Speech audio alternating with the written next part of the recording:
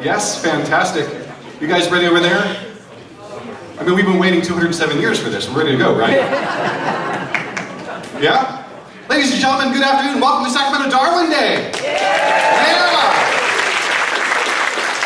That's exactly what I wanted. We got an awesome short little program for you. And yes, there were a couple delays, but we're going to get right into this. No 5-minute warning. You've all had plenty of time to do what you need. You did your shopping over there. You checked out some of the exhibitors over there. Let's give the exhibitors a round of applause for sponsoring and commentating this today. I want to welcome you guys. Let's just go through the list of holidays. We've got Valentine's Day tomorrow, or Singles Awareness Day, so happy that. We got President Lincoln's birthday around here somewhere. We've got President's Day, of course. And of course, happy Darwin Day to everybody. Like I said, that was 207 years ago, and we all know the closing on the origin. He said there's grandeur in this view of life. I think there is grandeur in celebrating a day like today, a man like Charles Darwin. You know, his discovery, his methodology, his passion, and his willingness to go forward with what he discovered is something that I think we can all admire. It has quite literally created the foundation of all of modern biology and so many other sciences that support what he discovered as well. The funny thing about it is that was so long ago, right? His findings were controversial then, and it has now been over 100 years. They should not be controversial anymore, but here we are. So it's great that we're all here today to recognize his achievement, to recognize the greater scope of what all of this means for education, for science, and for life on this planet. He did turn 207 years old yesterday. And to welcome us into our Darwin Day celebration, I am so thrilled to introduce Minga Frutel. Let's give her and everyone else who's helped put this day together a huge round of applause.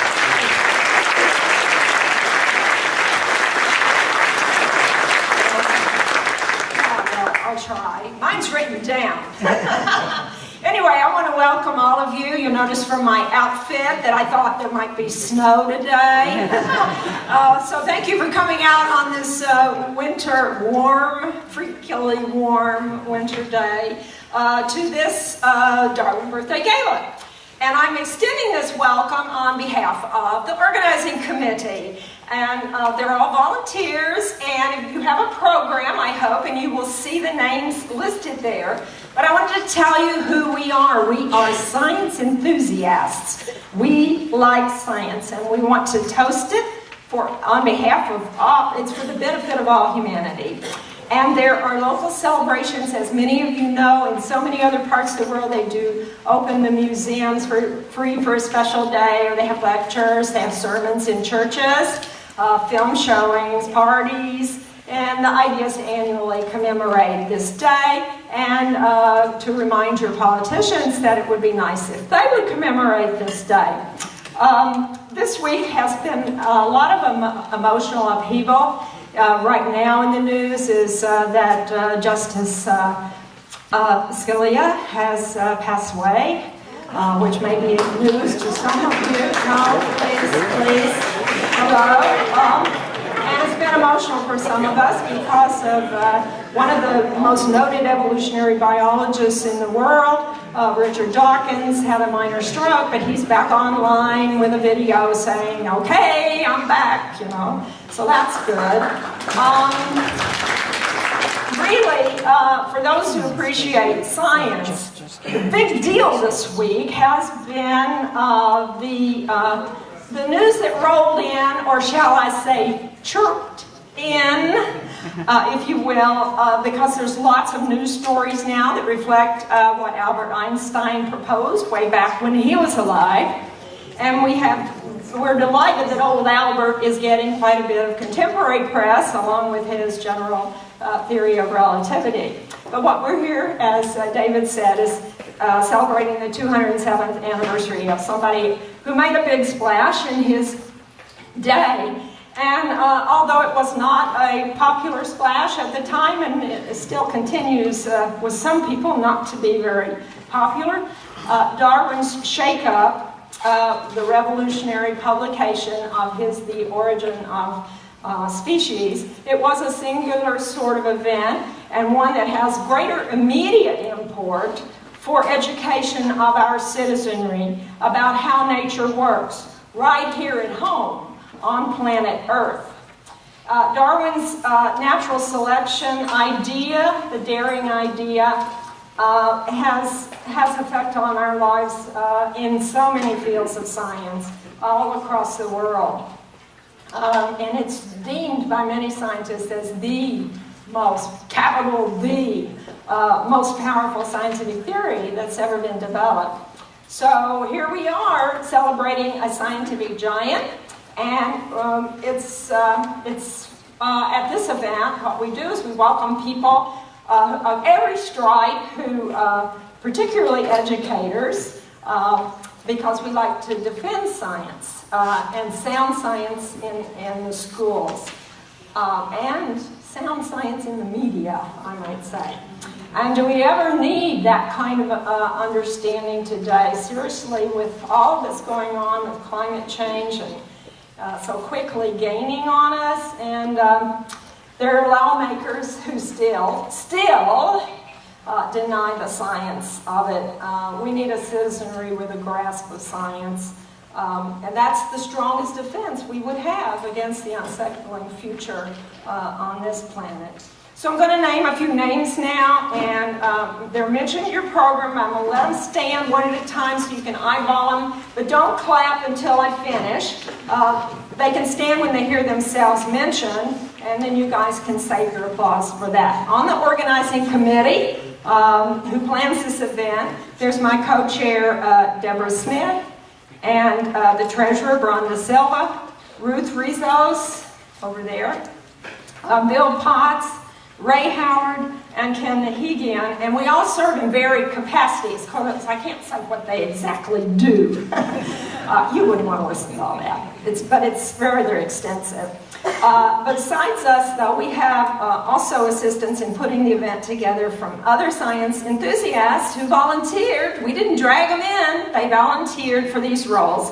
Audio, Brian Jones, refreshments, Tonya Banks and Elaine Potts, Rachel Harrington at admissions, Tom Eichelman and the crew of volunteers for setup and breakdown. So there's round one for the committee, and it's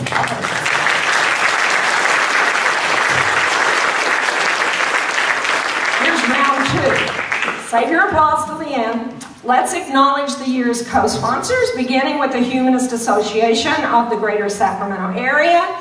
Sacramento's celebration began as a project of that organization, and it remains generally so today, although more have recently joined the project. Among them, atheists and other free thinkers, AOF promotes civic acceptance of atheists in the community, people who are atheists. And the National Center for Science Education, Science Ed, is key to this event. And across time, we have generated endorsements by, among others, Sac State's Biology and Anthropology departments, and the Sciences and Philosophy departments of Sac City College.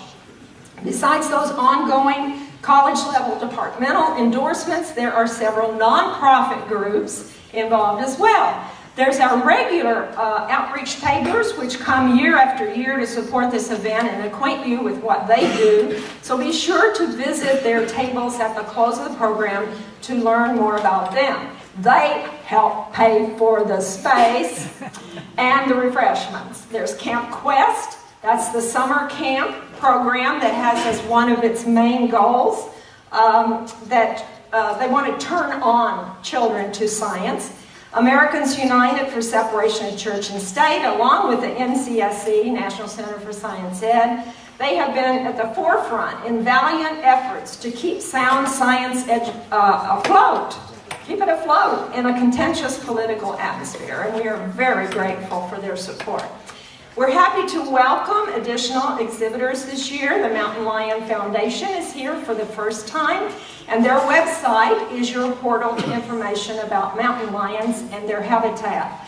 And last but certainly not least, we are welcoming as an exhibitor the Powerhouse Science Center and Discovery Museum, which is forging ahead to provide a world-class science and space learning center right here in Sacramento. So if you haven't visited these exhibits, please, you must do so during the informal social time we have after the main presentation.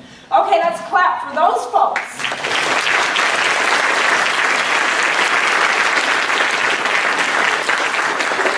Educational gala. We put up cartoons about evolution on the walls. You need to look at those. We have a sales table of things you can shop and go home with some Darwin Day merchandise to put on your car. There's a fantastic chart this year we have of the Tree of Life, which is a bargain for those of you who want to see what we think nowadays. It's important to recognize, and we do, that science belongs to everybody. And Darwin has become a symbol of scientific advancement that can and should be promoting a common bond among all of humanity on Earth and not divisions over ideology, especially the ones that continue to impede educational progress. So in the current social and political context, we've all got to work harder to preserve sound science as a hope for humanity, and we definitely need allies in our desire to succeed in that preservation. So I would ask you, next year, please bring your friends, bring your family, perhaps your co-workers and your neighbors. But now, just enjoy today. Thank you. Mika, thank you so much. Another round of applause for Mika and for putting this thing together. And I'd like to thank Mika and that committee for allowing me to be today's MC. My name is David Diskin. I'm the president of Camp Quest West. And thank you so much for talking a little bit about us and the other exhibitors out here. Camp Quest really does champion the idea of fostering science and many other just important topics that we educate these children. We are thrilled to be celebrating our 11th summer right here in Northern California. And just come in, and if you got kids or you want to volunteer for us, please talk to Liz. Liz is in the back there. She's from the national board and the state board here representing Camp Quest all year round as well. Camp Quest celebrates fun, friends, and free thought. And to get us going today, to lighten up the festivities and give us a little bit of entertainment as well, let's welcome the first of our very two entertainers, Marie Bain.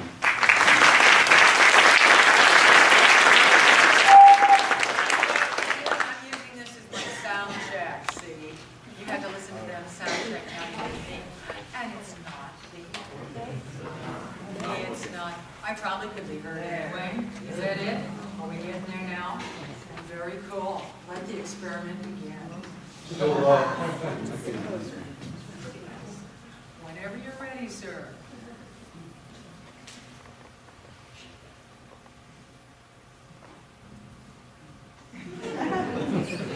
And we wait in rapt silence. Give us some feedback.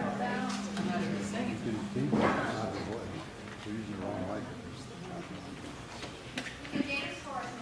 I could, but I need some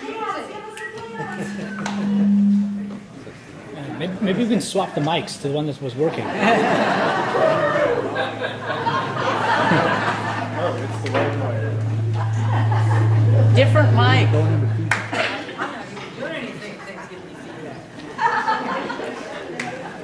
Go with the bring. Use the other mic. Do what? Use the other mic. Use the other mic? Great. Now we have to futz with Star and running your high test. I want it higher. Oh well, this thing's so light it doesn't matter. Let's go. That's fabulous. Okay, David, whisper and you can hear me. This thing is live. Now we're waiting for the accompaniment. And it is coming, I know.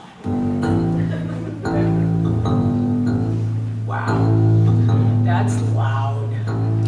No. We got the stars up above us. We got the earth below. Oh my God. And everything between. This is all part of the show. Around me, it's easy to see. I got evidence aplenty to help set me free.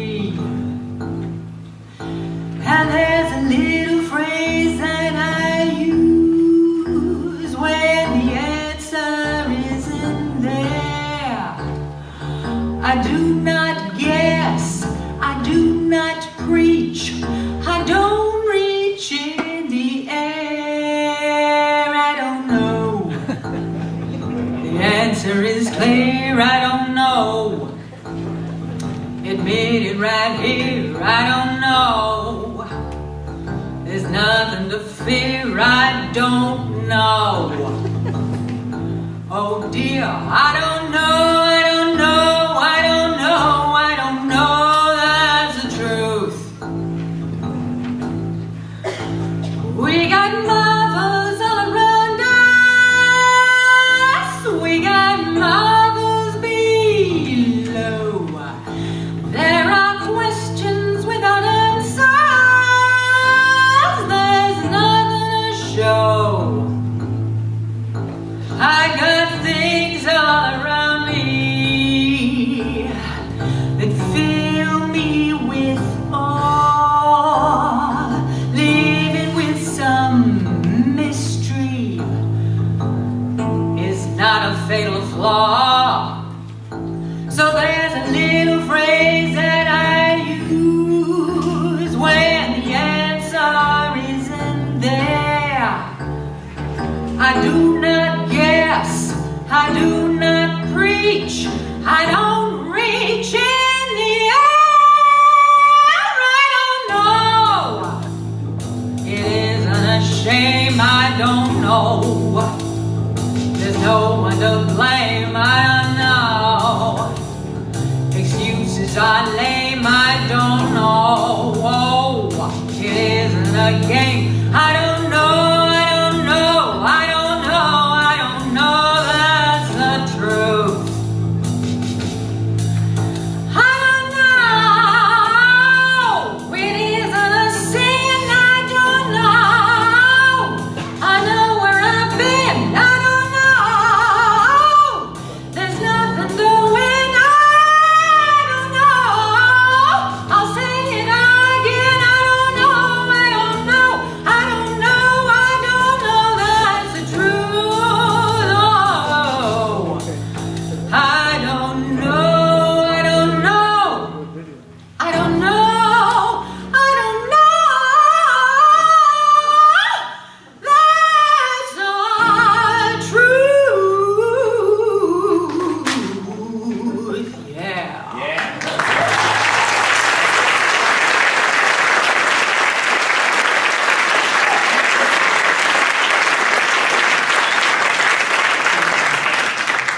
Let's see how this thing goes now. Let's try for number 2 without the feedback.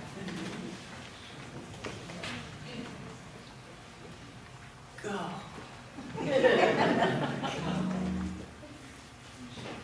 Can't hear. Can't sing if I can't hear.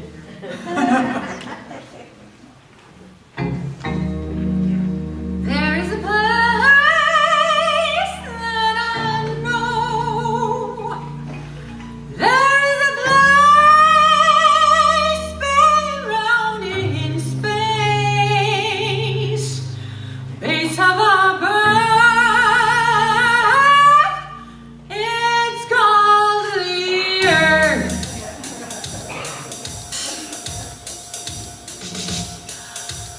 Moon and the stars, they float in the sky. We all spin around the old sun hanging high. Got lots of heavens, ain't no hell. That's how it is, there's a truth to tell. We all are here today. We're born, we live, we play. Then we'll just go away. That's how long we'll stay. There is a place that I know. There is a place that I know. There is a place spinning round in space, base of our birth, it's called the Earth. All that I see is what there is. All that I see is what there is. All that I see gonna set me free. The facts are here, they're very clear. The birdies and the bees hang around in the trees. The Fishes in the seas just do as it please. Life all around us, a lot of it good. Do what you want and do what you should. Do good because it's right. Do good and fight the fight. There's no eternal life given you no sight. All that I see is what there is. All that I see is what there is. All I see gonna set me free. The facts are here, they're very clear. So here we are, right here and now. So here we are, right here and now. So here we are, spinning round that star. Let's have some fun before it's done. Life can be hard and life can be rough.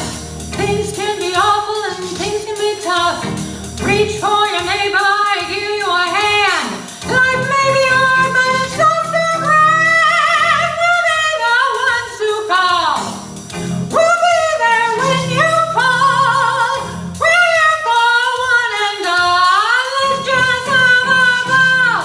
So here we are, right here and now. So here we are, right here and now. So here we are, spinning round that star. Let's have some fun before it's done. Let's have some fun before it's done. Let's have some fun before it's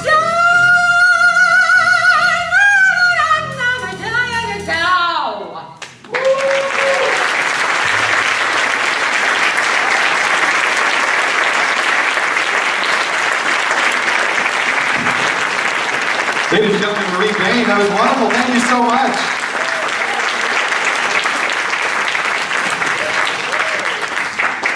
And now for the second half of our live entertainment, it is my pleasure to introduce to you Andy, Bill, Stephanie, and Pat to give us a couple songs of their own. You guys ready? Apparently I'm not allowed to say the name of their band, so I don't know, maybe ask them later or something. It's confidential or it causes bad things to happen, but It's naughty. it's naughty. So there you go, kids. Anyway, Andy, Stephanie, Bill, and Pat, take it away.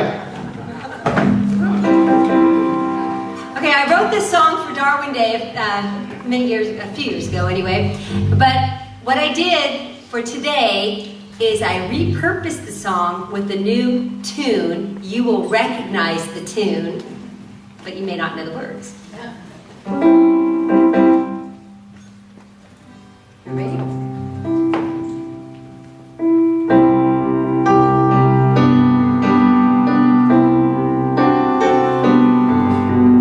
Charles Robert Darwin, we celebrate this day.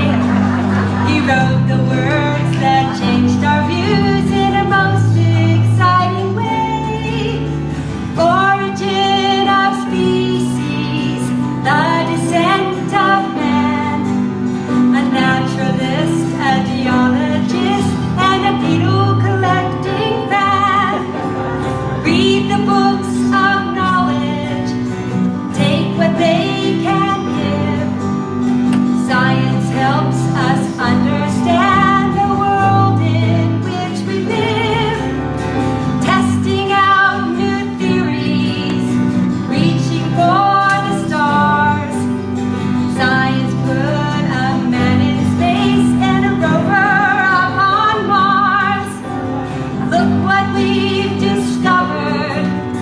Look what we have found.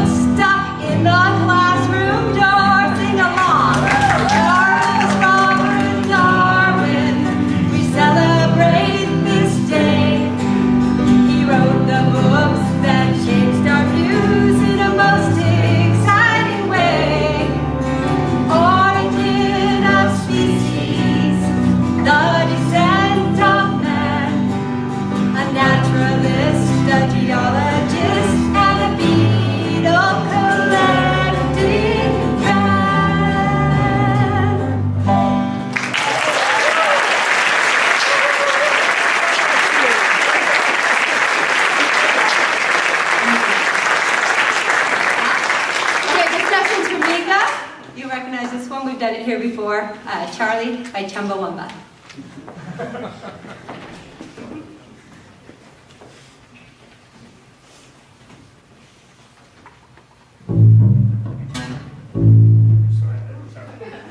Start it.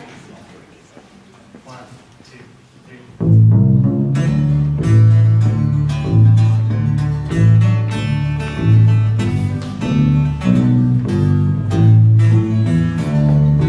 All of nature in its place by hand of the designer. Comes our Charlie, spins the world from here to Asia Minor.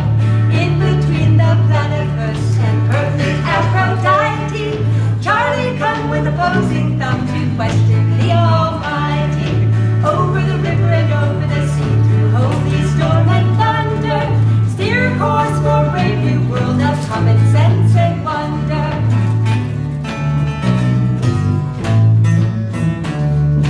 See the dancing president, the congressman and teacher, jump into the music of the wealthy Midwest preacher. Charlie, come with a brand new dance, get on the floor and follow.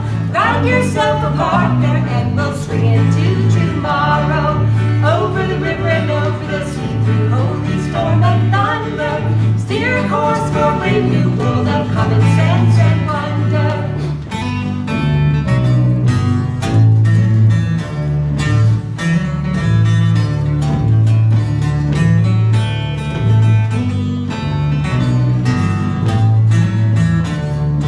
Armed with truth, we're stepping out. Come join the worldwide party. Charge a glass and face the world. We'll drink a toast to Charlie. Over the river and over the sea, through holy storm and thunder, steer a course for a brave new world of common sense and wonder. Over the river and over the sea, through holy storm and thunder, steer a course for a brave new world of common sense and wonder.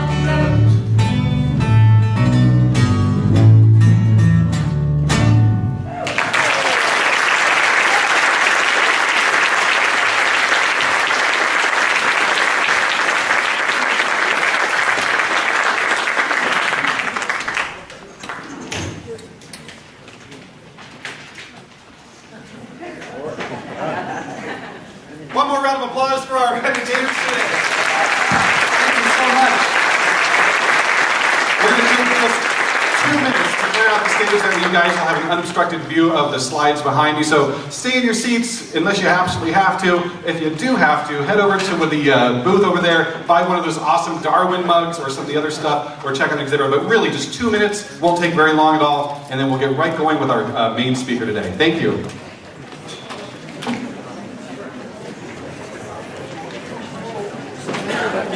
Choose to come the mockingbirds, they would play here. And they do science related songs, they do funny blackbirds. Oh, really? Yeah. She's great. Yeah. Does she write songs, or are they all writing together? Oh, I don't know. I don't ask, but I know. It's really nice. It's 2 songs.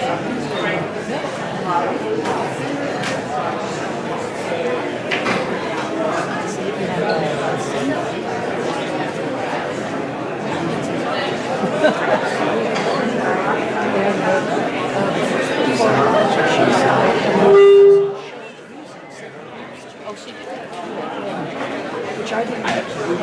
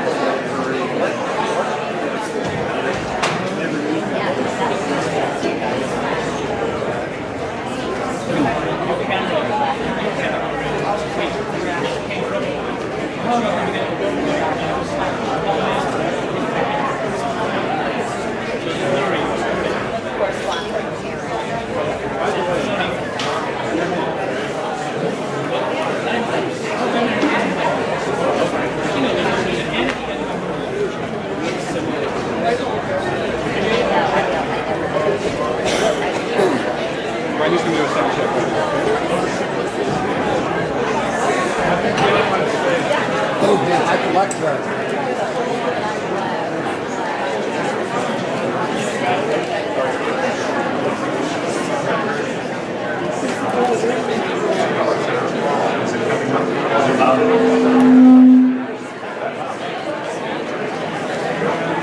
that?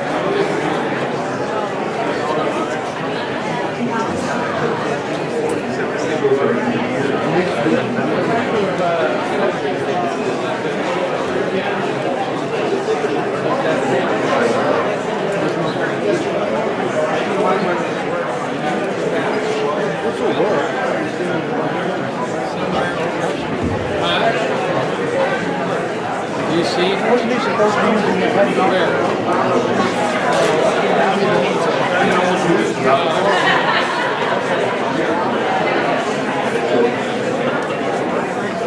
See if there's a real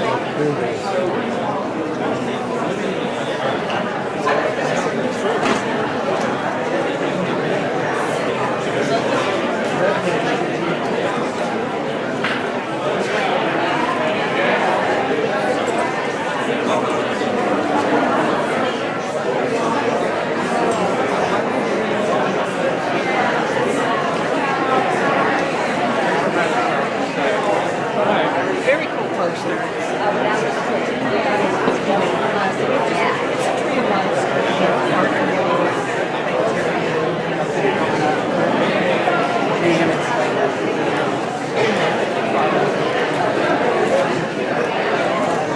I'll take a look at it.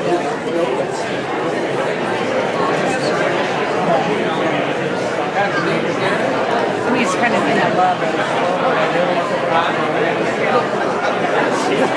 Better do it than her. Well, you have to have a big wall. That's a big wall.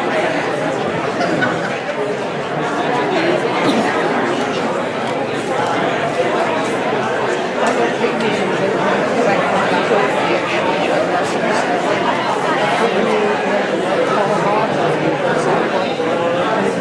Were they the ones that the Darwin fish? The Darwin amphibian, yeah. All right, this is your 30-second warning. We're going to start this show in 30 seconds, so go ahead and take a seat. Unless, of course, you're buying something to support Darwin Day, then stay as long as you need to.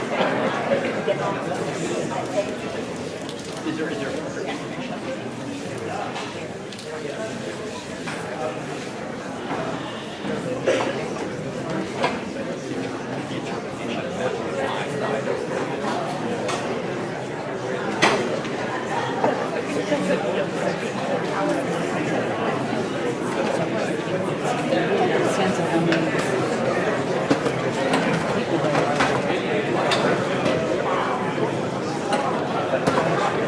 Let's be reasonable. That's all we have. The Sacramento that's what it is. People get together from the club all sorts of different activities. The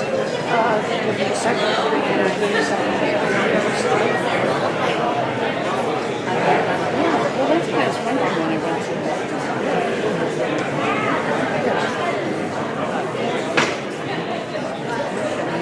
All right, ladies and gentlemen, for our main event. So, when I first saw that we had invited Dr. James to come speak today, I was excited because being able to the opportunity to hear what he's going to present is almost kind of like being there with Charles himself. No pressure, but that's kind of what I'm expecting today. Dr. Matthew James comes from Sonoma State University. He's the professor of paleontology and geology and chairs the geology department. Back in 1905, he's going to tell us a little bit about this expedition to the Galapagos Islands. Over 100 years ago, they set out on this journey, 3,000 miles from the San Francisco Bay, basically to Ecuador. And they did it to retrace the steps of Darwin and, in some sense, check out the data, do a little peer review of their own. And this drove, many years later, this drove Dr. James with an overwhelming curiosity to kind of repeat what they did. And he spent a significant amount of time on his own researching Charles Darwin and the Galapagos Islands and this crew that went on this expedition over 100 years ago. Matthew James first visited the Galapagos on his own 34 years ago and retraced his steps, Darwin's steps, just as this crew did in 1905. Dr. James is also the recipient of the 2011 Carl Cotham Award for Maritime History out of the San Francisco Maritime Museum. And I'm sure that you heard yesterday on Insight with Beth Ruyak, his interview, which maybe, is anybody here because of that interview? Anybody hear that interview? It was fantastic. And you can still get it if you go to Capital Public Radio's website and just do a search for Darwin Day. It's really awesome to have that media presence there. Anyway, I'm going to stop talking and let's all warmly welcome to the stage Dr. Matthew James.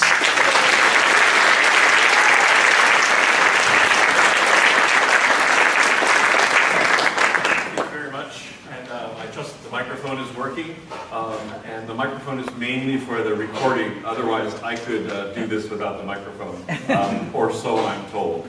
So, my desire is to thank the three people who facilitated my coming here today. And the first is Deborah. I know that Deborah's in the back, and one of the Deborah Smith. One of the members of the organizing committee, and Deborah contacted me about doing this, and I said to Deborah, I said, you know, I'm not really that into Darwin, and so maybe you ought to get somebody else to do this, and maybe I'm not into Darwin enough to be the speaker of Darwin Day, and she said, oh, I'm going to turn Ray Howard loose on you. And so the next person to contact me was Ray Howard, who's not here, but and she's actually getting married tomorrow, so congratulations to her. And she asked me if I would be part of Darwin Day, and I said, maybe I'm not into Darwin enough to be the speaker on Darwin Day. And they said, oh, you are just really in for it, because we're going to sick Bill Potts on you. He's from the UK, and he does funny British accents, and if anybody can convince you to become part of Darwin Day, it's Bill Potts. And so Bill calls me up, and I said, Bill, I don't know, maybe I'm not into Darwin enough, to be the speaker on Darwin Day. And they said, well, probably you should. And so I decided, sure, I'll come and I'll speak about this topic. I don't know how I could ever demonstrate to them. It's been a puzzle to me. How would I overcome their doubts about my level of interest in Darwin? But I would very much enjoy speaking to everyone today about this story about the California Academy of Sciences in San Francisco and their voyage to the Galapagos Islands in 1905 and 1906. And it's very much a pleasure to be here, and I do thank Deborah, Ray, and Bill for helping me out make things happen. In 2007, if anyone has been attending the Sacramento Darwin Days since then, the speaker in 2007 was a professor at UC Davis named Gary Vermeer. And when I was looking at the list of past speakers, it struck me because in the bicentennial summer, in the summer of 1976, I studied under Gary Vermeer at the Friday Harbor Laboratories in the San Juan Islands up in Washington State. So it was very nice to see that I'm following in the footsteps of one of my professors. So the problem with Darwin Day, and just not at all sure, I expressed my doubts to Deborah and to Ray and to Bill, and I thought, well, I don't know if I'm into Darwin enough, and so I thought I would maybe, I wanted to collect my thoughts, and so yesterday I collected my thoughts, and I questioned it whether it was happening, and I came up with 10 levels of Darwiniana in my life, and so the first one is a bobblehead doll right here with Darwin holding it's brown, you might not be able to see it too well. He's holding a skull, he's holding a mammal skull in his hand. So there's a bobblehead.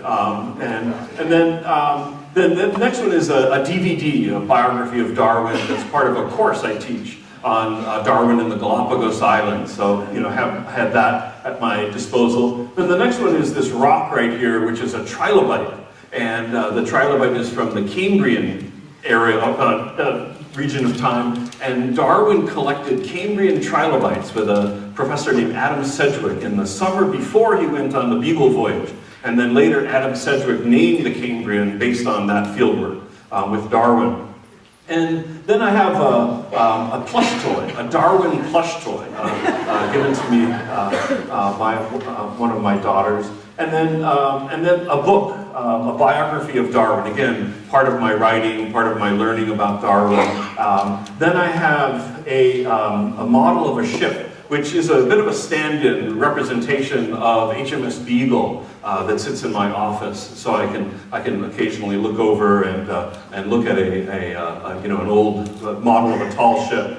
And then I have my cell phone with a Darwin cover, a Charles Darwin iPhone 5 cover, purchased online by my older daughter and given to me. And then I have a Darwin T-shirt which says "Viva la Evolución" with Darwin looking like Ernesto Che Guevara with a beret on the top of his head.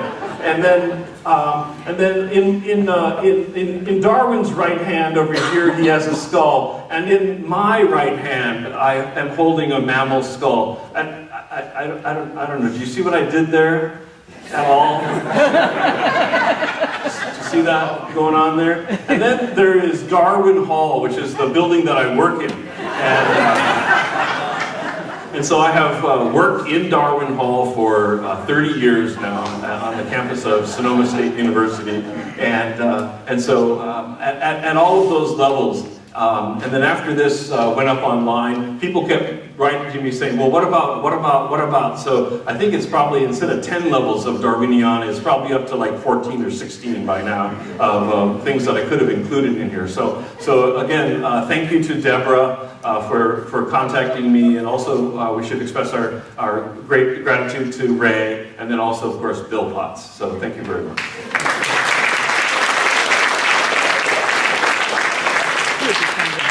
I don't know, I'm not that into Darwin, you know.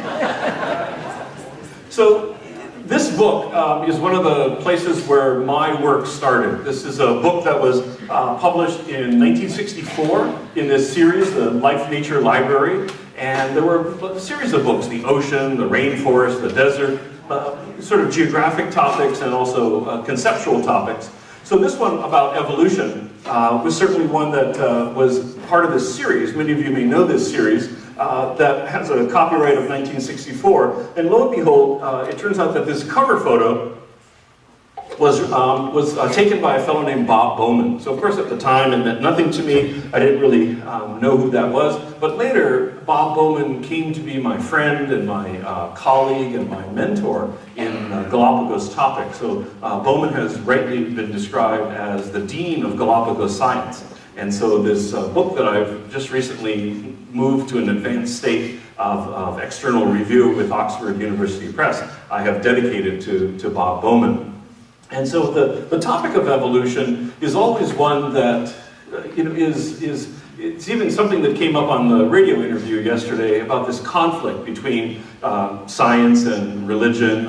It's a topic that you really can't get away from. And I had alluded on the radio to this level of interaction of those topics in my own life. So my family was very Catholic. I went to Catholic school. My father went to a Catholic school as an undergraduate. He went to a Catholic medical school. He was very devout and religious in that way. And he and I had many long discussions about how he just couldn't imagine how life had evolved from, in his words, I have to think about it just so I don't say it wrong.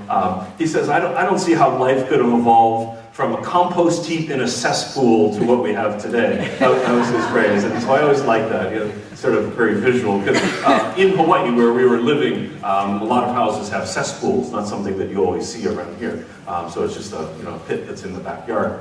So lo and behold, in about the 1980s, turns out that my father had gotten remarried after he and my mother divorced, and he and his wife went to a place called Medjugorje, which then was in Yugoslavia, but then Yugoslavia split up into Bosnia and Herzegovina. Medjugorje ended up in the Herzegovina part of it, and Medjugorje is a place that where people had visions of the Virgin Mary, so it became a place to go and visit. right? It became a pilgrimage. So my wife and my father and his wife made a pilgrimage to Medjugorje in connection with being devout Catholics. And fast forward a few years later, my wife and I had our first daughter, and it turns out we named our daughter not after the wife of Charles Darwin, but after a queen of Hawaii, both of whom were named Emma. But my daughter has now come to believe that we named her after Darwin's wife. But it's not true. It's not true. Yes, there was a dog along the way named Darwin, but no, you were not named after Darwin. And so when she was born, she's now finished her master's degree, but when she was born, we took her to Hawaii when she was 6 weeks old to be baptized. So we were staying with my father's desires. And as it happens with little children sometimes, she was a little bit constipated. And so we take her to Hawaii, and she's that long, and she's kind of not real happy, and it's hot in Hawaii, and it's hot in my father's house, and there's ceiling fans that are whomping their way along. And we're describing this to my father, and he was aware of it because she's not real happy, and his wife was a nurse. And we're just sort of concerned about Emma. And my father's wife says to him, she says, "Bob, go get the Medjugorje holy water." And my father says, "Oh, that's a good idea." So they put the dining room chairs in a circle with one chair in the middle. And we put Emma on the middle of the middle chair in the middle of the circle. And we all hold hands because they asked us to. And my wife and I are kind of looking at each other like, well. And so my father takes the Medjugorje holy water, which is in a little plastic bottle, like a little, 3-ounce, airline type plastic bottle, and puts some on his hand, and he makes a sign of the cross on her abdomen, right? And you have to remember he's a physician, right? And so he said, we're all holding hands, and he says, "Oh, dear Jesus, this is little Emma. She's such a good baby, and right now she's very unhappy, and she would just be so much happier if she had a BM. You can't say bowel movement, you have to say BM, because that's what physicians have, all these little codes for things, she would be so much happier if she had a BM, and we're all gathered here with little Emma, and that, dear Lord Jesus, it would just be so nice if she was happier and had a BM right now." And she's in the middle of this chair, we're 6 inches away from her, so she's not going to fall off the chair. And she's just looking up at us, and right at that moment, she just fills the diaper. Just fills the diaper right on the spot. And my father says, "Wow, if I knew it worked that well, I would have asked for a new car." It's a true story. So in 1964, also, the Charles Darwin Research Station in the Galapagos was dedicated. So we have the 1964 here. So just kind of keeping track of books being published and Darwin Station being opened up on Academy Bay. And the significance of Academy Bay is that it was named for the schooner Academy that you'll hear about in a minute. And Academy Bay is named by these 8 young men, who I would call my 8 young men, who were part of this scientific expedition. So just to keep track, only very slightly, but nothing that you would have to read, was that I first went to the Galapagos in 1982, and then I went a series of times more, and the last time I went was in 2009 to be part of a week-long science symposium. And probably the next time I'll go back is when my book comes out, which will be a fun event. I've been looking forward to it. I've been working on it for way too long, like about 17 years. So I already had tenure, so I didn't need it to get tenure. And here today is one of my former students, Mary Beth, who very kindly offered to read it entirely from cover to cover and offer excellent editorial advice. So I'm really very grateful, and it's very nice to see her. So a bunch of trips to the Galapagos for different reasons, sometimes going on a boat, sometimes not going on a boat, retracing Darwin's footsteps, all the places he went ashore in the Galapagos, very enjoyable. And of course I would always want to mention in a sense of acknowledgement that there have been many, many people who have helped me along the way in this project.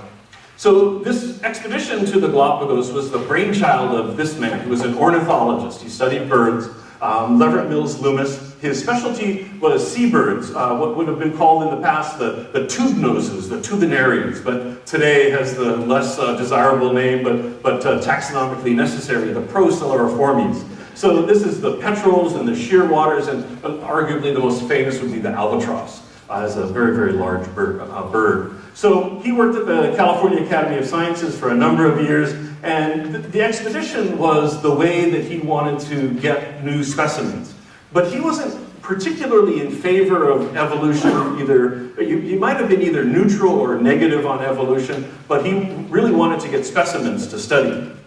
And so one of the things that one could easily point to was that this expedition to the Galapagos didn't really go in order to prove or disprove or to support or refute evolution, but rather to collect evolution. And they're simply getting these products that are brought back.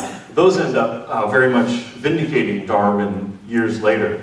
So one could ask, and I think it's a reasonable question to ask early on, was he a conservationist? Because as you'll see, there was a lot of specimen collecting on the 1905-06 expedition, and I would argue that he probably was, that he worked with Theodore Roosevelt to form the Farallon Islands Reservation because of all the eggs that were being taken and all of the feathers that were being taken. So in those senses, I think that he was a conservationist.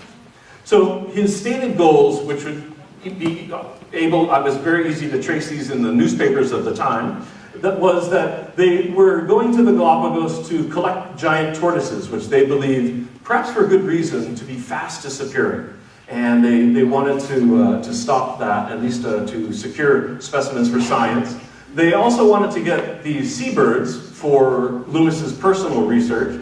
And then they really wanted to gain the respect of East Coast museums, such as the American Museum of Natural History in New York City, the Smithsonian, the Field Museum, the Carnegie Museum, a lot of these other more long-term established Eastern museums. And the way to get respect is to publish and to have a large collection. So that turns out to be extremely important.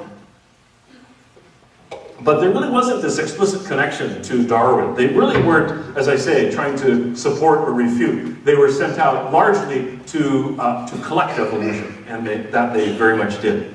So in the Galapagos, there could be identifiable threats to wildlife, especially the tortoises. And again, picture here with a pen, this man with a machete. You know, not really possible for me to say what he did with the machete next, but these tortoises were being eaten quite frequently. They'd also be taken on board sailing vessels of pirates and whalers and buccaneers and all manner of vessels that stopped in the Galapagos. The reason being is that you could collect the tortoises, bring them on board your vessel, leave, let them run around on deck for a few days until they pooped out their gut contents, and had those BMs on deck, and then take them below deck and then strap them down with rope upside down and keep them there for up to a year with no food, no water, and then when you wanted fresh meat, you then just have the cook go down and kill one and cook it, and then you have fresh meat.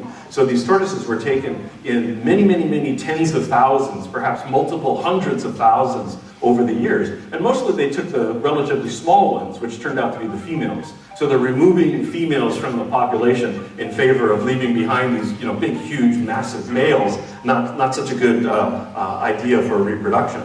So, so this picture just sort of didn't come out, and neither did that one. And that's a tricky situation. But anyway, there's a map of South America and a good quote from Darwin. And the quote is that he has thought that the Galapagos were a little satellite attached to America. So of course for Darwin, America is South America, and if any of us travel to South America, if somebody asks you where you're from, it's really not a good idea to say you're from America, because they would say, well, we're from America too, we're from South America. So you really have to say you're from North America when you travel the world in those places. And then a picture of Darwin, that actually turns out to be this picture right here, so we can just use that. And Darwin writes home during the Beagle voyage, indicating his level of interest in the Galapagos. So he writes home to his sister, and he says that he's very anxious for the Galapagos. I think both the geology and biology cannot fail to be very interesting. Then he writes to his cousin, and he says, I look forward to the Galapagos with more interest than any other part of the voyage, of the Beagle voyage. So we know from that correspondence that Darwin was aware of the significance of the Galapagos, and that he very much planned to explore things. So one of the most photographed scenes, anyone who has been to the Galapagos would likely know this scene, but it also would be a scene that you might know from the movie Master and Commander, where there's the French ship that they're chasing after sails up in this actual channel, is filmed there, and so you know, if you're a fan of those maritime history novels, including Master and Commander, you might enjoy seeing that. And the islands indeed do have very interesting geology, as in the last slide, but also biology with strange things, with penguins and iguanas and giant tortoises. The islands are very famous for these. Everyone is well aware of those. But it's safe to say that Darwin was not disappointed in either the geology or the biology. And you know, for those not familiar, perhaps, with natural history of the islands, it is possible for me to say with a lot of certainty that the Galapagos penguins really do exist on the equator. You might find this to be a bit odd. You think that penguins live in Antarctica, but no, in fact, they do live on the equator, and I can verify this. I have personally verified this with a photo that refuses to load. Oh, that's too bad, because it's me with a statue of a penguin. And so, there you go. Tricky business, this PowerPoint, no? And so, wonderful colored map of the islands with the equator running right through this island. Most of the islands are south of the equator, and a few of them are north of the equator. So it is possible when you take a trip to the Galapagos to pass over the equator a couple of times. And usually that's not made, a big deal is usually not made of that in the islands, although in some other contexts, there's a ceremony that goes along with that. Right? So this expedition from the California Academy of Sciences to the Galapagos is kind of predicated on two disasters. The first disaster is set up here with this vessel, this sailing vessel, two-masted schooner, that was about the same size as the Beagle. The Beagle is about 90 feet, this vessel is 89 feet, so they're roughly the same size. This was the schooner Ernest, built for the Coast and Geodetic Survey. The Coast Survey is the maritime equivalent of the Lewis and Clark expedition. Lewis and Clark was designed to look at the center of the country. The Coast Survey was to survey the three coasts of the country. And it ends up, from the time it was built in 1875 until 1901, that latter part was used by the Navy in San Francisco Bay as a training vessel, and goes all the way up, even up into Puget Sound and the San Juan Islands, the exact same place where I was a student in 1976. And then disaster number one after is that the vessel is aground on an island in San Francisco Bay, which at the time was called Goat Island, but today we would call it Yerba Buena Island. And so there's this violent storm in 1904.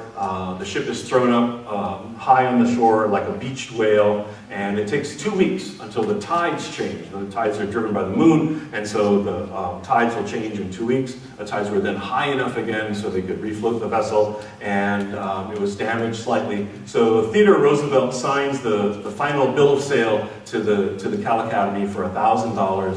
And when I was back in the National Archives at Washington, D.C., going through these records, I found this onion skin paper that was signed by TR, which was the bill of sale. So I made sure I got a Xerox of that. So disaster number two is here, which is the building built for the California Academy of Sciences on Market Street. Almost everybody who knows the Academy knows that it's in Golden Gate Park. But this initial building was brand new on Market Street. It was built with money from James Lick, who was an eccentric millionaire and donated a lot of his money to science and philanthropy.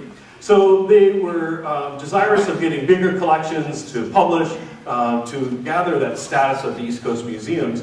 And certainly one of the ways to do that was to undertake scientific collecting expeditions. So the Galapagos was their first really big expedition. They took a short one to Mexico in 1903, and then 1905 was the first of many big planned scientific expeditions to fulfill this doctrine that bigger is better. And it turns out that that is true. If you read the annual report of any museum in the world, they'll always tell you the size of their collection. They'll say, we have this many birds, and we have this many minerals, and we have, this many, paintings, or whatever it happens to be. So, no museum in the world wants to have the 14th largest bird collection, right? And in fact, Loomis had acquired and accumulated the largest seabird collection in the world, both through direct collecting and by trading. And so in this museum was the world's largest seabird collection, so one of his claims to fame. And then this is disaster number 2 this is after the April 18th, 1906 earthquake. And one of the things I would just point out to keep our eyes on as a change is this set of tusks, this large set of tusks up here. I'll just go back 1 second, and we'll look at those tusks that are right back there on the second floor, and then everything is destroyed. The museum building is only slightly damaged, but the contents were completely gutted by fire. So this 1906 earthquake is really the earthquake, but then it's also the 3 days of fire that were even more damaging than the earthquake itself. So we could be concerned whether this was the end of the California Academy of Sciences as we know it, and it turns out that it's not, because they were in the Galapagos on that day, and they don't come back to San Francisco for 7 months. I have been told by people at the Cal Academy that the ship was anchored in San Francisco Bay when the earthquake occurred, and they watched the city burn around them. Not true. And I have been told that they were sailing on their way home when the earthquake occurred, and then when they got back, it was burnt out. Everything was burnt, and that also is not true. The truth is maybe a little bit more mundane, but nevertheless it is the truth, and it'll come up in a minute. But nevertheless, here's the Schooner Academy in the Galapagos. So the material that they had collected was now the nucleus of the new museum, the California Academy of Sciences, rising literally and figuratively out of the ashes of the great earthquake. So to undertake this expedition, the Academy purchases the schooner Ernest, and they rename her as the Schooner Academy. And this is a picture from a glass negative in the San Francisco Maritime Museum that I was able to locate in June 1905, the Mission Street Pier. They're ready to go for this year-long expedition to the Galapagos. They are planning to take 3 months to sail down to the Galapagos, to spend a year in the islands, and then to spend 2 months traveling home. And that's an important length of time, because it was always planned that this expedition would last for 17 months. That was the plan from the get-go. So when they're ready to depart, just within months prior, Loomis hires these 8 young men as sailor scientists to man the rigging and to collect all of the specimens. There's also a cook and a mate and a navigator. So there are 11 men on board altogether. So they they set sail through the bridgeless Golden Gate. The Golden Gate Bridge is not built until the 1930s, so it's just completely open when they leave.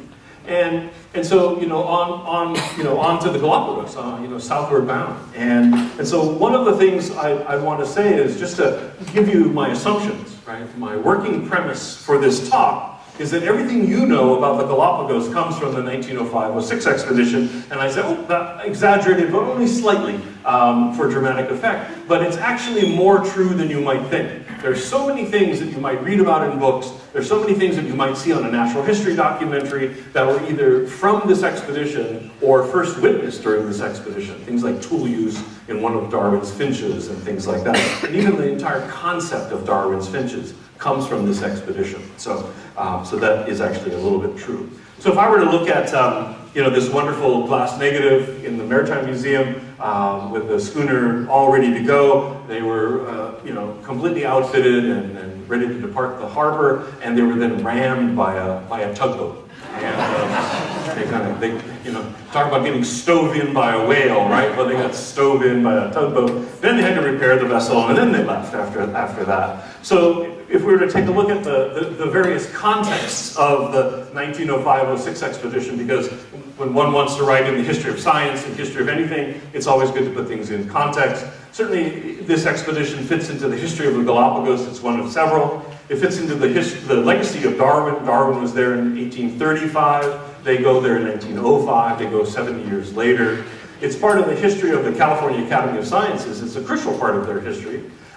It's part of the history of the vessel. Vessels are like people. They go places, they do things, things are done to them, just as happens with people. This expedition was part of the larger notion of collection building in the early part of the 20th century. Anthropologists were doing it, botanists were doing it, zoologists were doing it. This idea of going to a place, collecting a lot of material, and then bringing it home was very, very common. So they are absolutely not the only ones doing that. It's part of the trajectories of the lives of these 8 young men.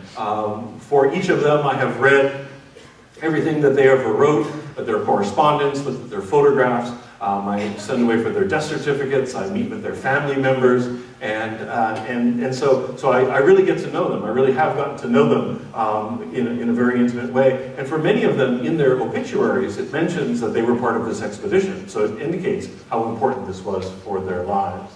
They collected some 78,000 specimens. That may sound like a lot, and it is, but a lot of those are leaves of plants, or they're seashells, or they're fossils, things like that. But they did collect a lot of tortoises, but only in the less than 300, but still it's a fair number. And we'll talk about that. I think it's important. I don't want to say this and then leave it hanging, but we need to look at the context of conservation, the mentality of collecting at the time, and we'll certainly do that. So things that come from this expedition would be the first systematic treatment of the giant tortoises. In other words, what are the names of all the species?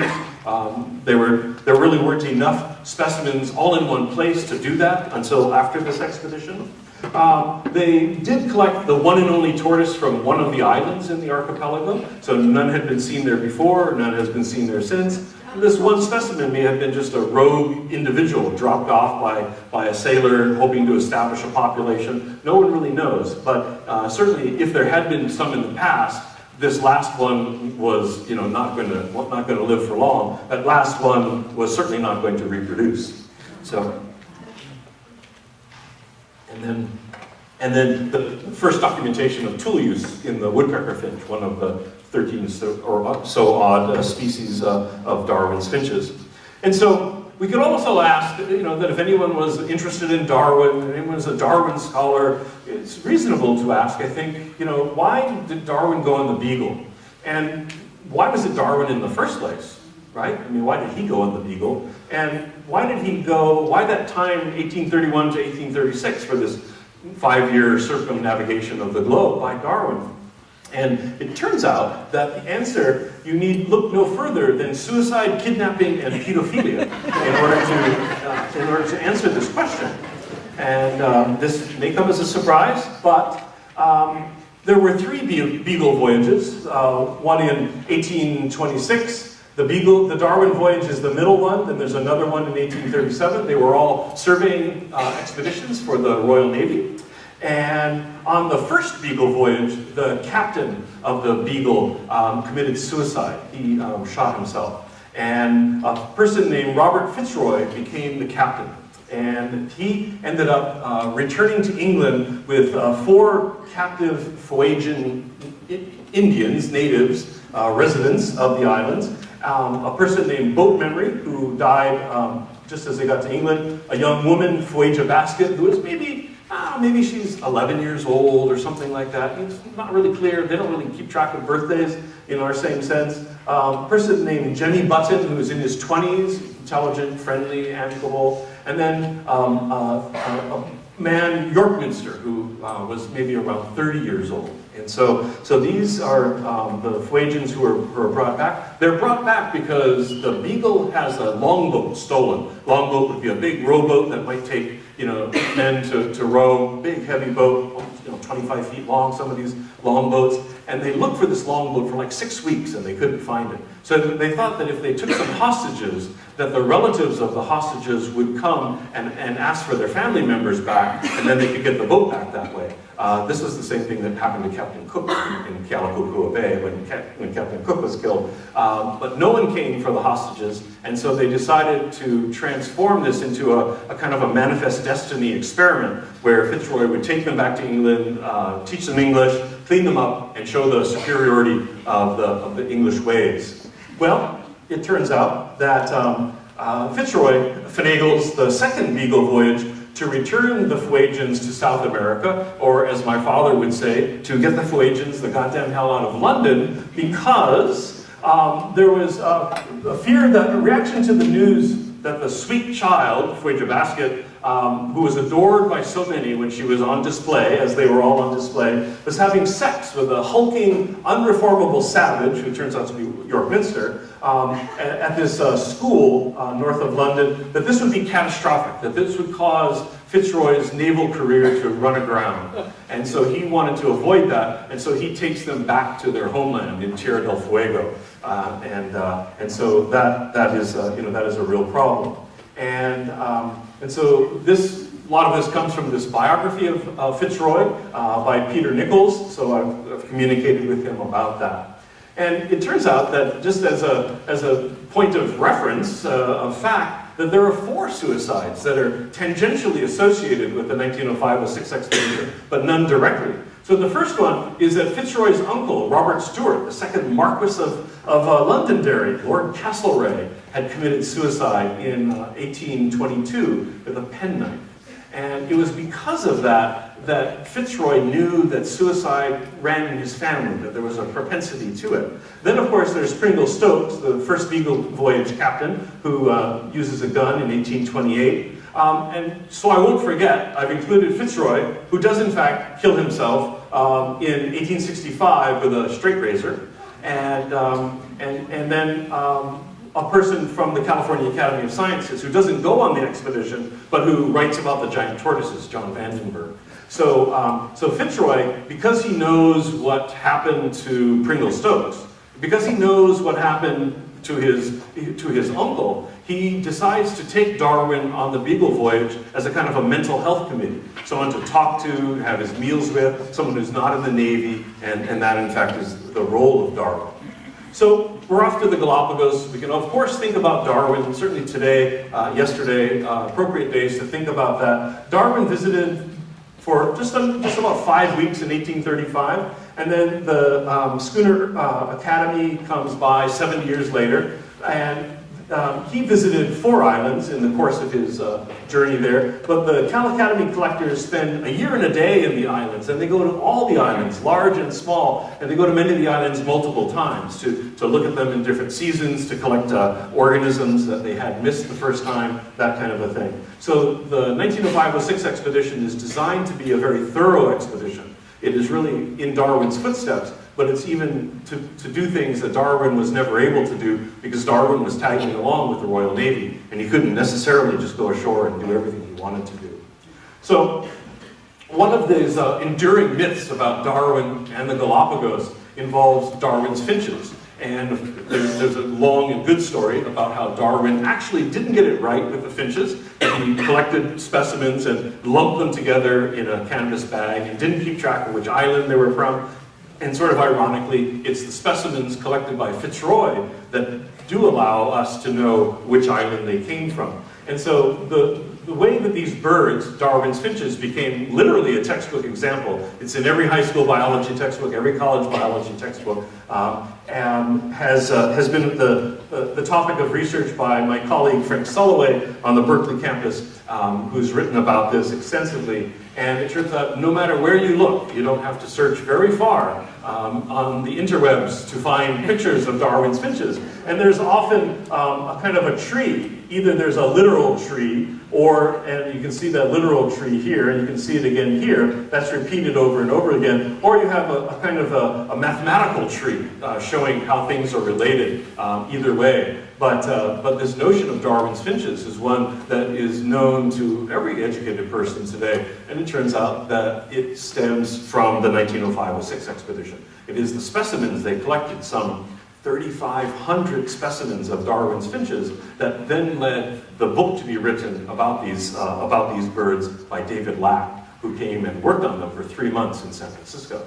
So the other thing about Darwin and the Galapagos, which is interesting, is that almost everywhere in the islands, Darwin is pictured as the wise, old, sagacious Darwin. He isn't depicted as the young Darwin, and even though he was, quite young and unrecognizable compared to these pictures of him with gray hair, white hair, and a beard, but nevertheless, that's the way he's always depicted in the islands.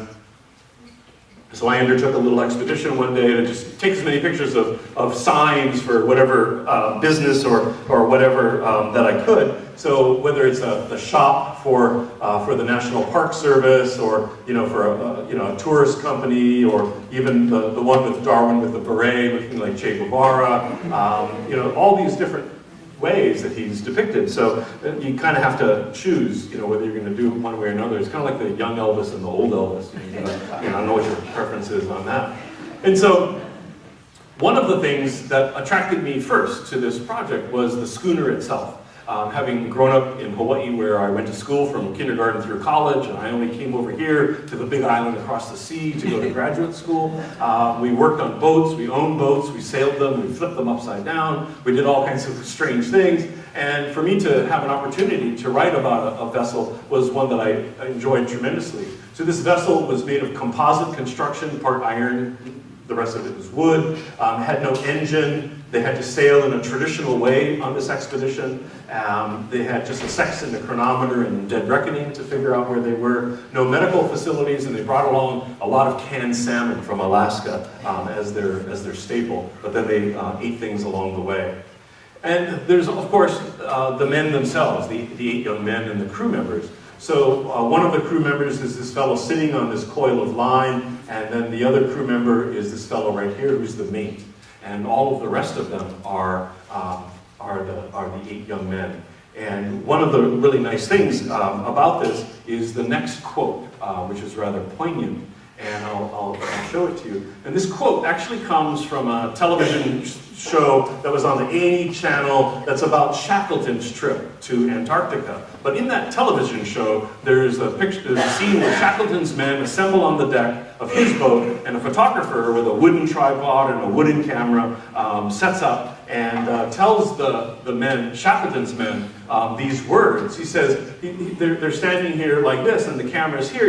He points, he says, look into the camera. That's where the rest of the world is. Straight in the lens, right here. Think of your wives, your sweethearts, your children, your grandchildren, your great-grandchildren. That's where they all are, all in there. And he says, oh, everybody hold it, wait for it, click, and then they all disperse in that scene in that show. And so when I saw that, I thought, oh, that's exactly it. That had to have happened. Not those words, certainly, I'm not that naive, but certainly that kind of a scene. There has to be a photographer here telling them to all hold it, and then they wander around the deck afterwards. And so for me, one of the really nice things is when one of the members of the family of these 8 young men could be in the audience. And it's a great honor to have Dr.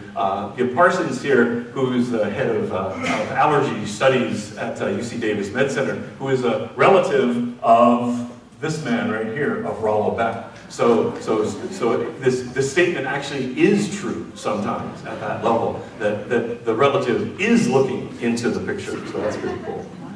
And so I call this an archipelago of personalities setting sail for Darwin's Islands. So we can look at this expedition and find out, what does it have to offer? So it's certainly, the sailing in the end of the age of sail, that's exciting. It's that time called the Gilded Age when there's a slightly different sensibility about hard work and loyalty to institutions. They're exploring a little-known archipelago, and it's a wonderful opportunity. They are trying to get more and better specimens to build up the Academy's collection. They have tremendous physical hardships. I mean, really, really hard. Stuff that would kill someone like me, and I'm not even kidding. So I'm not saying that I could have been a member of this expedition. They are challenged by navigating and becoming becalmed when the wind dies down. They have no engine, and they drift, quite a long ways. They're extending the legacy of Darwin, and it's certainly an interesting cast of human and biological characters. And for me, to take on this project, that was really the key thing, was that all of these factors came together, and so I dove in wholeheartedly.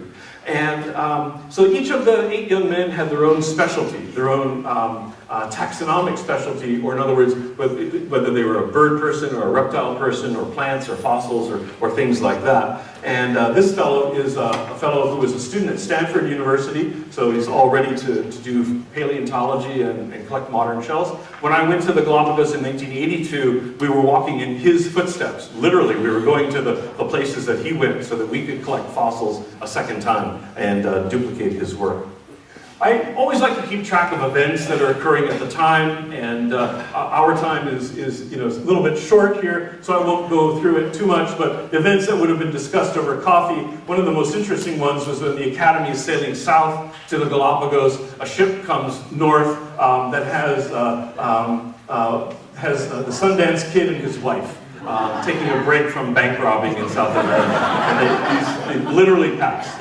That really happened. Other events, certainly relevant to the words spoken earlier today about Einstein. So I added this in, of course, that these waves that were just found, these waves in a bowl of Jello kind of a thing, was work that Einstein did in 1950. But otherwise, 1905 was this miracle year where he published so much of his important work.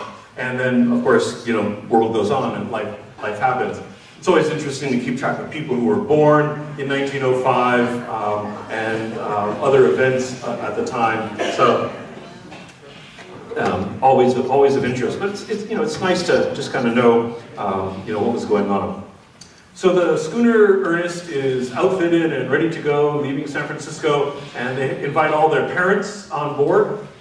These 8 young men some are late teenagers, 17, 18 years old, some in their 20s. The oldest of the 8 young men was 34. That was Rollo Beck, the leader of the expedition. So they are saying goodbye to their families, and which is a reasonable thing to do if anyone's leaving on such a long expedition. So they've got a lot of food and stores on board. This is the entomologist of the trip, Francis Xavier Williams. Another photo that doesn't want to load. It's just a close-up of him standing there in the bow. And so for each of these 8 young men, their lives, to me, have proven to be quite interesting, and I've researched them quite extensively. So the blanks here are, again, the photos that are unhappy at loading up. But you can see that people were either a bird person or an assistant reptile person, the mate, that kind of a thing, the navigator, more reptiles, plants, and insects, and then the schooner herself, which you could think of as, if there were 11 men on board the vessel, you could think of the schooner as the 12th man, which is a Texas A&M football thing, but nevertheless. So one of the things that you learn in graduate school is that when you prepare your slides, you should never prepare slides that people can't read. Yeah, that was that whole Berkeley grad school thing that kind of went right over my head, apparently. But it actually is less bad than it seems. On this side are all the men associated, and it turns out that they are all men. I'm not the person who's caused that to be the way it is. So all the people involved in the expedition, and then 1905 is the vertical line, and the horizontal lines are when they were born and when they passed away. Because I wanted to just get a visual sense, having had like a large French roast, where were these guys in their lives? And so it shows you that when they departed San Francisco in 1905, I have their ages, and then it shows how long they lived. So of all of them, the one who lived the longest lived until 1972, which was when I was in high school, and I graduated from high school in 1973, so he was still alive. But of course, I was a long way from being interested in this topic. But it's always interesting to think that I could have met him had I desired that. And the one who died first died in 1927. That was Ochsner, the guy who was the student from Stanford, who was the geologist and paleontologist. So this actually serves a really good function for me, just as a visual way to put up their lives. So what does this expedition not offer? If you're sitting there thinking, wow, this expedition offers everything. It's the ultimate expedition. Well, it turns out there's no sex on this expedition. And I have looked long and hard for this. I have been looked at over the tops of glasses by archivists who said, you should return to your cubicle and get back to work. There's no cannibalism. There's no sucking the bone marrow out of any bones in the bottom of a rowboat on this expedition. Nobody dies on this expedition. And there are, that thing should say there are no horrific injuries. See, there it is. It's that. And then the schooner does not sink. And so, but it does run aground several times. And so what I really appreciate is that you don't let my publisher know about these drawbacks, right? If these things existed, this would be, just a, really, really big popular topic. But it does have, lots of things, including getting these giant tortoises back. And it's so much work. These things weigh hundreds of pounds. They weigh as much as a full refrigerator, if you can imagine, okay? And then you're trying to get this full refrigerator, just yourself, down a flight of stairs. Not really easy. So they have to get them out to the boat and get them up into the schooner and do this over and over and over again. So it's really quite a lot of work what they were doing. But this expedition does have certain things going for it. It certainly has all the great themes of literature, if you want to think about literature. It has man against man. There's a little bit of fighting that goes on, so that aspect of it. There's a lot of man against nature, the sailing, the running out of water, the sun, all of that. There's a fairly large amount about that. There's certainly man against himself. The notion that they want to return home after the earthquake so they can find out if their family members have died. And so there's internal struggles about should they leave or should they stay, and should they help the academy by getting more specimens. And then there's certainly man against God in the sense that this is evolution and religion, right? And that conflict is always there. And so it turns out that although other people in the audience may have that kind of a conflict, it turns out for me, for today, I'm not the guy who's going to resolve that for you. My interest is mostly in these 8 young men and what they did. So there's a mutiny of sorts. They kicked that navigator guy off for being incompetent, and there's a little bit of fighting. One guy gets a black eye, but there's also, of course, this strong connection to Darwin, and so it's a fascinating time, place, people, and context. So it really makes it good, despite those drawbacks. So one of the other things I did was draw pictures like this, where blue is when they're sailing and green is when they're on shore. And all it really does is give you a sense that, that they're sailing for a while, they come to an island, and they sail a bunch more, and they come to an island, and they stay there for a while, and then they sail a little bit, and they stay on an island, and they sail a little bit, and they stay on another island. So it gave me a visual sense of how the year and a day in the islands was spread out in terms of time, and I sort of liked that visual way of looking at things. When they got to the Galapagos, they had a welcoming committee, and then they started collecting. So one of the themes that's developed amongst Galapagos historians and whatnot is to recreate the old photos as best you can. So here's Rollo Beck collecting a tortoise, and then some friends of mine trying to do the same thing and finding out that it's not really nearly as easy as it is. But that's a theme that will resurface in a few minutes. So they're collecting these tortoises, they have them on poles, they have a blanket on the pole to keep the pole from digging into their shoulders. It would be very painful if you're walking literally mile after mile after mile with these things, much bigger than that sometimes. And they went up on shore and they camped overnight, and they actually have a hawk right here, a hawk that came into camp and watched them for several days, and then when they were done, they added the hawk to their collection and brought it back to San Francisco. And it's just a lot of work, it's really backbreaking work to get these tortoises down from the highlands where they tend to live, down to the coast where your rowboat is, and transport them back out to the ship. So one of the things is the background motivation, and there was a letter written by a reptile studier, a herpetologist, Albert Gunther, to Walter Rothschild, who's part of the Rothschild banking family. He was a benefactor of several expeditions, and he wrote in March of 1898 to Rothschild that it was lucky that a Rothschild expedition had gone to the Galapagos the year before. Rollo Beck was on that expedition, because in 3 years' time there would not be a living giant land tortoise of any kind in the Galapagos. What a damnable shame that would be to have them gone. And this is in part the motivation for the Cal Academy to go to the islands in 1905, to get them before it's too late, because they were convinced that they were going to disappear. And then the tortoises are in fact still slaughtered. Here's a quote from 2006, and where tortoises are hacked up, but meeting nearby is a group of children whose goal it is to save tortoises, and yet the tortoises in 2006 were still being killed in this way. So Rothschild financed these expeditions. He had a great propensity toward the tortoises, and did all manner of eccentric things with them.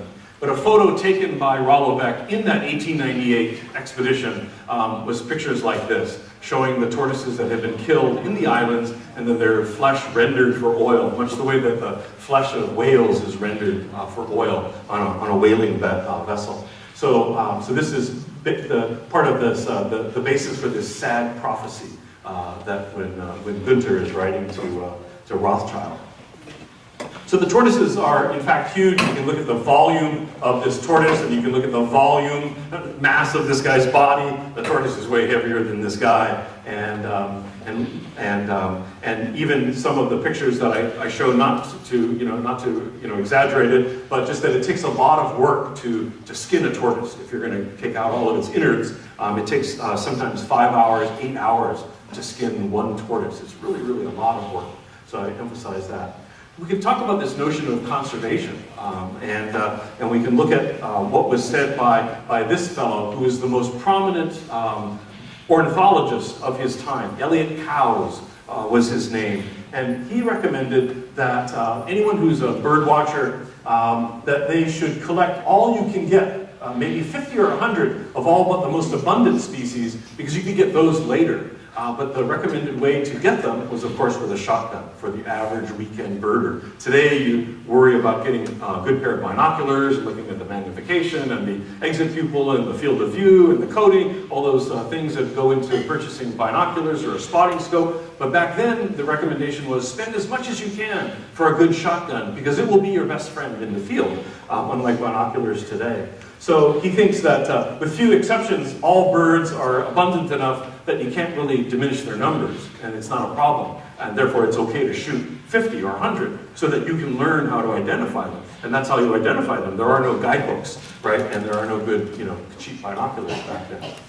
So during the 1905 expedition, 06 expedition, they do run afoul of low winds. So they're trying to sail from this island over to that island, and they end up sailing all the way back by going adrift. And this is in June of 1906, and they had learned of the earthquake in the very late part of April of 1906. So they found out just about 10 days later that the earthquake had occurred. So at this time, they're very frustrated that they're not able to collect more specimens.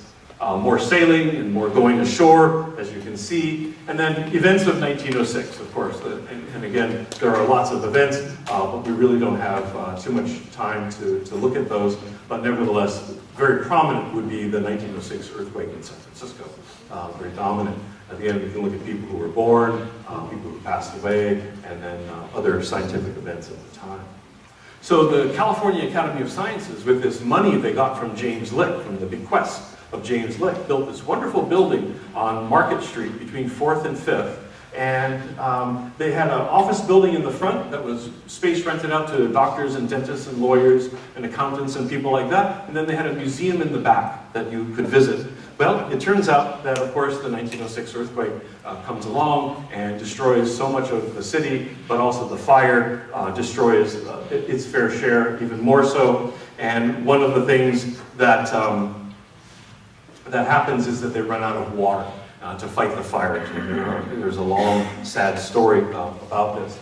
And so this is looking down, many of you would recognize this, looking down Market Street. This is the ferry building that's still standing. It was largely undamaged in 1906. And it turns out that the California Academy of Sciences is right there. So it was engulfed in flames and destroyed. Even the dock that they left from sank into the ocean. That picture that I had shown you from the glass negative.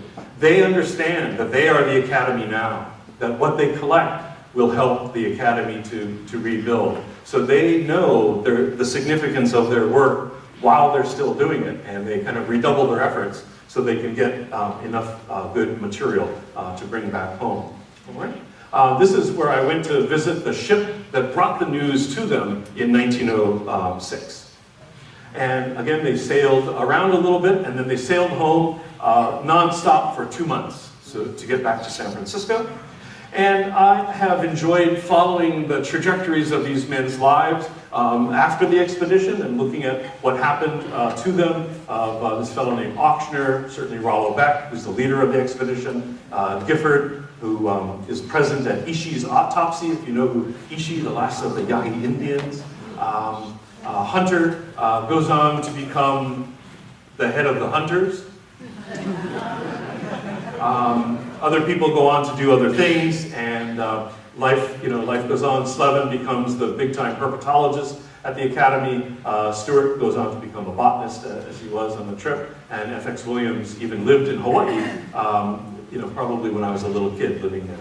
And then the Schooner Academy, a long, interesting story about how it goes on to other things, but not at the hands of the Cal Academy, another interesting chapter in its history. So I would say that Loomis's ambition was fulfilled. The ambition that I talked about at the beginning, it was fulfilled, and in the light of the destruction of the Academy has resulted in the continued existence of that institution and it being a very thriving place today. So a lot of things, as I mentioned, that we hear about and read about the Galapagos all come from the 1905-06 expedition. Things about tortoises and finches, plant zonation, the lava lizards, insects, seabirds, which Loomis published a lot on, land snails, which are sort of the Darwin's finches of the snail world, all very important and coming from this expedition.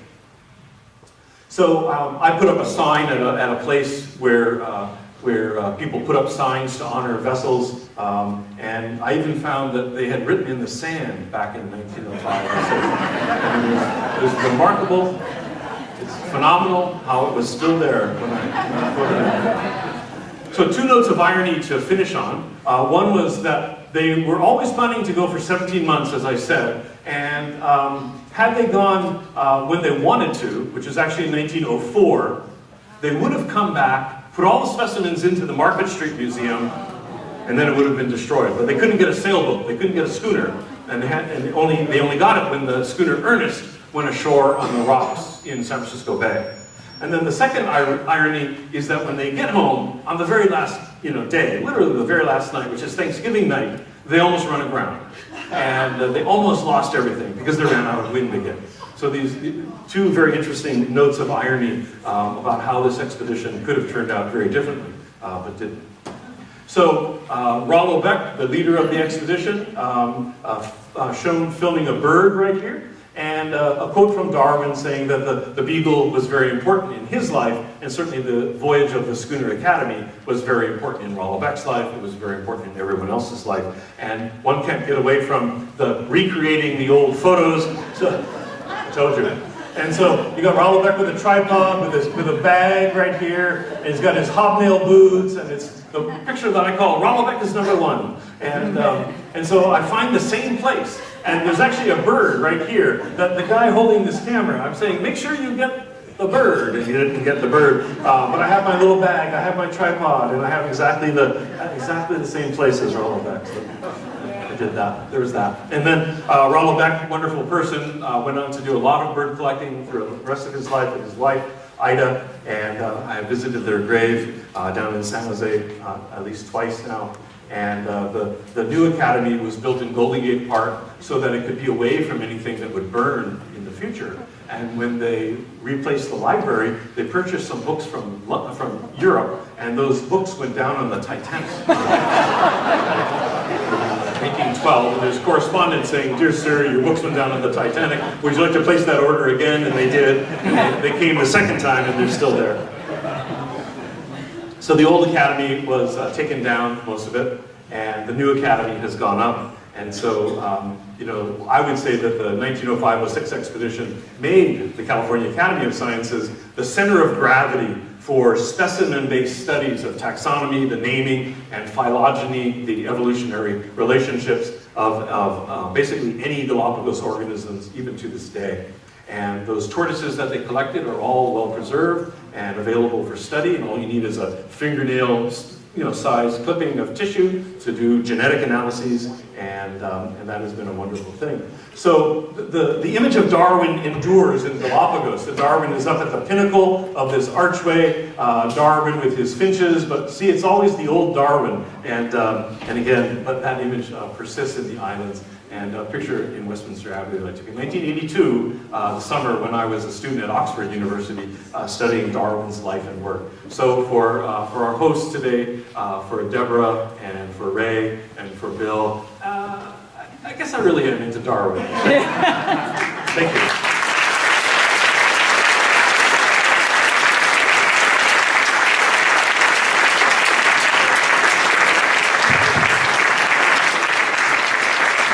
That was really great.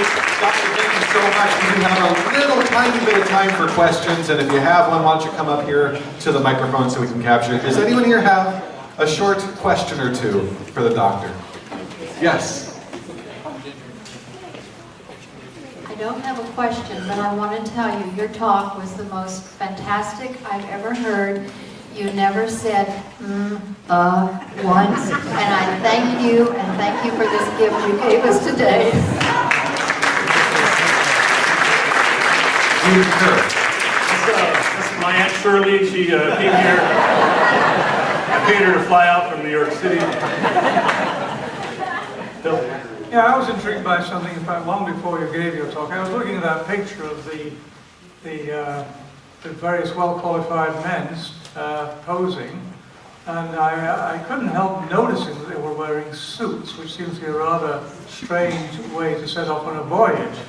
But the other strange thing was that one of them had his coat buttoned the female way. Oh, okay. And you were saying, I guess we weren't really sure whether or not there was sex on that extent. Yeah, I can't say.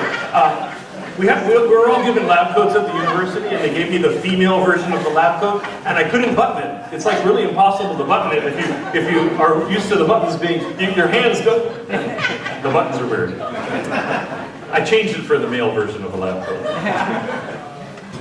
Thank you for that most interesting presentation. I wonder if you've been to the Galapagos, and also my granddaughter, 6 or 7 years ago, when she was a sophomore in high school, went with her science club for 2 weeks to clean up the environment. So I wonder what it's like today. Yeah, I have been there, and I've been very fortunate to go there, and any work that's done is always greatly appreciated to help the environment. It can always use a helping hand, and that's a wonderful thing. Thank you. And our final question. So the conventional and sometimes question watchword for the progress of science is number of publications. Do you have any feel for the quantity of scientific publication that came from this expedition? And the question about the quality of publications, you could look at it either directly or indirectly. Directly would be the number that they did, and indirectly would be the number that have resulted down the way. And I don't have that as an exact tally, you know, not being the tenure committee for anyone, but I would think that if you were to add it all up, it would have to be close to 100. I mean, I just use that as a ballpark number. So a number were done by these people, and then even more have been done in the meantime by people studying the bumps and hooks and knobs on some organism, or taking a little clip, fingernail-sized clipping of DNA, flesh for DNA, that kind of a thing. So yeah, maybe 100 in that ballpark. Channeling Darwin, what would you think of the state of science education today? The question was, what would Charles Darwin think of the state of education today? Of science education. Well, in terms of science education, I hope that when Darwin and I have coffee, that he would think that I'm doing a halfway decent job, but maybe he might be disappointed in other people. I think that's a fair assessment. All right, Doctor, thank you again so much. You'll stick around a little bit, I'm sure. Is there any other questions? Now, is Maria, is she still here? Did she run out? Maria's here. Maria, why don't you come on up a little bit, lead us in a song in just a second. I want to remind everybody that as soon as we're done up here, which is just in a minute, there are plenty of food and coffee and everything else back there, including a vegan cake. So enjoy that as we sing Happy Birthday to Charles Darwin in just a moment. One more time, a round of applause for all of our exhibitors and our sponsors back there. And how about Linda and all of the board members and everyone else that helped put together today's event. And now, if you will all join Maria and I as we sing Happy Birthday to Mr. Charles Darwin. Happy birthday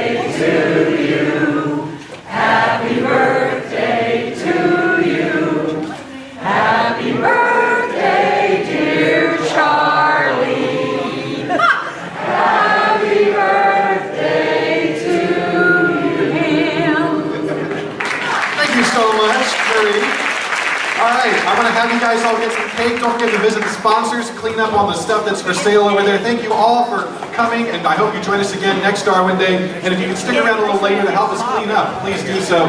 Thank you again, and have a great afternoon. Nice one.